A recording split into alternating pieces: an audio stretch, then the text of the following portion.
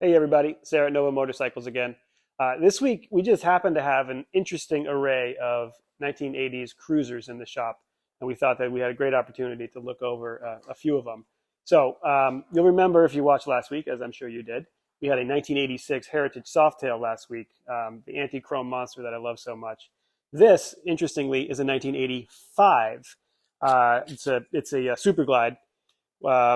But this was just before they transitioned. In 1985, they were still doing the shovel head motor, which came out in the late 60s. So it's sort of the end of an era. I actually miscategorized this bike twice before I actually looked at it. I thought it was way newer than it was just because of the style of it. And then I didn't even realize it was a shovel head until I actually looked at the bike because it was sort of across the shop. And people kept talking about it, and I kept saying, no, that's not that. No, that's not that. And then I was, wait, I'm completely wrong because the styling of it is very much 80s, and the engines, I think of shovel heads as purely 70s bikes for the most part. Um, but let's see. By 1985, they'd already had the Evo on the drawing board. They were making prototypes. They were making early bikes. They were just getting rid of the old designs. They updated it with we have a CV carb at this point. Much more of a smooth machine. And again, the styling is much more updated. You still see this sort of shapes of gas tanks on current Harleys, or even into not current now, but say we consider current in the past 20 years or so. Still the same styles.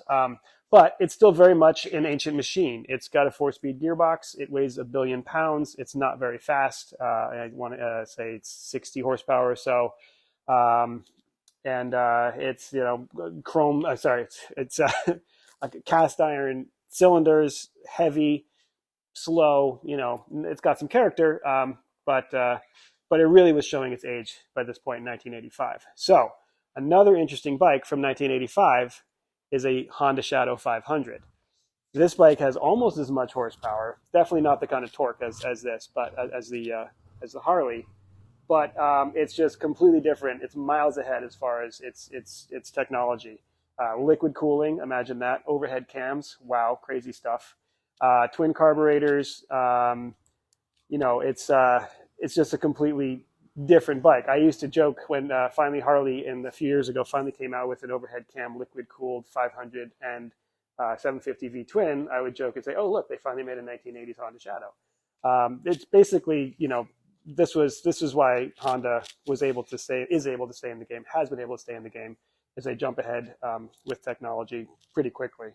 But stepping back a little bit, if you watch our videos as well, we've talked about how the 70s brought about the universal Japanese motorcycle, the UJM, the across-the-frame inline four-cylinder, things like the Kawasaki Z1, the Honda 750, the Suzuki GS 750, and eventually the Yamaha FJs and stuff like that. The 80s, the early 80s especially, brought about the Japanese cruiser. And the beginning of the factory customs. So you see a lot of models that came out with the C on the end. You'll see that has a dropped seat and a higher tank and higher bars and stuff. The concept of the cruiser was really coming into its own. And no surprise, all the cruisers were essentially based on what Harley had been doing forever. V-twins, lower seats, high bars, stuff that was modeled off of the choppers and stuff from the 60s. Very much the same kind of style and tone that Harley had been doing, and then started to chase as they reorganized after buying themselves back from AMF. So in the early 80s, all the Japanese manufacturers came out with their own versions, and to a point that some people even call them Harley clones. Over here, we have a 1986 Kawasaki Vulcan 750. So we have a 500 in the Honda, a 1340 in the Harley, and a 750 in the Kawasaki. Again, with the Kawasaki, we're talking double overhead cams now, more advanced than even the single overhead cam Shadow. Liquid cooling, again, basically packed to the nines with modern technology for its time. But what's interesting about all these bikes is they're more or less the same size. The 500, you can definitely see that it's showing it's a little bit of a smaller bike. But until you sit on them and feel their weight, they could sort of be mistaken for each other riding down the road at enough of a distance. So the other things that were happening that, you look at the technological differences, both of these bikes, the Honda and the Kawasaki, have cast wheels, tubeless tires, way lighter, way stiffer, way easier to deal with maintenance. and both of them are shaft drives, which is not something you ever saw on a Harley. Again, a maintenance thing. It's much easier to deal with, but you do lose a little bit of horsepower. They're kind of weird to ride if you're not used to them. Not a great thing on a sport bike, but really actually great on touring bikes and cruisers. Low maintenance, good stuff. And other than that, just the 80s styling is really coming through on both the Japanese bikes, whereas I would say the Harley is trying to be more of a classic subdued look. The bikes in the 80s, in my opinion, the Japanese stuff, they're technologically interesting. They got butt ugly. They get worse and worse. If you ever see some of the Viragos from that era, they're great bikes functionally, but they just don't have any kind of style that I like. Now, some people love them, and please chime in and tell me how wrong I am, because I was a product of the 80s. I grew up in the 80s, and to me, tons of the 80s stuff I just consider butt ugly. But some people love them, and some of the stuff is really getting popular again. So it's really kind of interesting to look at the differences here. We love to play the games of put the things by next to each other and see what the differences are. Having these three bikes from the 80s is a really good example of what sort of the grandfather, how it all started, how it was ending just before we get to the new Evo motor.